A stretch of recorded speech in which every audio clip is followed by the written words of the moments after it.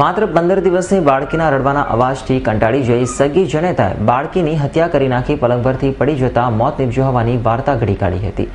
જોકે પોસ્ટમોર્ટમ રિપોર્ટમાં મોત નાક અને મોં દબાવી કરાઈ હોવાનું બહાર આવતા જનેતા સામે લોકોએ ફિટકાર વર્ષાવ્યો હતો. મૂળ ઝારખંડના વતની તથા પુણા ગામના સાંઈનગરમાં ભાડેથી રહેતા નિરંજન રાણા મિસ્ત્રી કામ કરી પરિવારનું ગુજરાન ચલાવે છે અને તેઓ કામરથી ગયા હતા. તે સમયે તેમની પત્ની સુનીતા દેવી તેની 15 દિવસની બાળકી શિવાની સાથે હતી. તે દરમિયાન શિવાની રડારડ કરતા માતા બાળકીના રડવાના અવાજથી કંટાળી ગઈ અને બાળકીને મોતને ઘાટ ઉતારી દીધી. જ્યારે બાળકીને મોતને ઘાટ ઉતારી દે તેણીએ પતિને મોબાઈલ કરીને શિવાની પલંગ પરથી પડી ગઈ હોવાની વાત કરી હતી, જેથી પતિ મજૂરી કામ કરીને ઘરે દોડી આવ્યો હતો અને તાત્કાલિક બાળકીને સારવાર માટે હોસ્પિટલે લઈ ગયો, જ્યાં બાળકીને તબીબોએ મૃત જાહેર કરી હતી. તો બાળકીનું પોસ્ટમોર્ટમ કરાતા પોસ્ટમોર્ટમ રિપોર્ટમાં બાળકીનું મોઢું દબાવીને હત્યા કરાઈ હોવાનું બહાર આવ્યું હતું.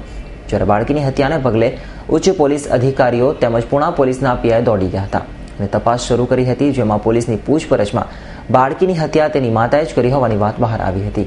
જેથી પોલીસે બાળકીની માતાની અટક કરી પૂછપરછ કરતા તેણીએ બાળકીના રડવાના અવાજથી કંટાળી જઈ હત્યા કરી હોવાની કબૂલાત કરતા તમામ લોકો આશ્ચર્યચકિત થઈ ગયા હતા અને બાળકીના પિતાની ફરિયાદ લઈ માતાની અટક કરી હતી.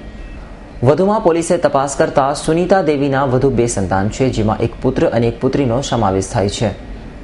Bureau report, S9 news, Surat.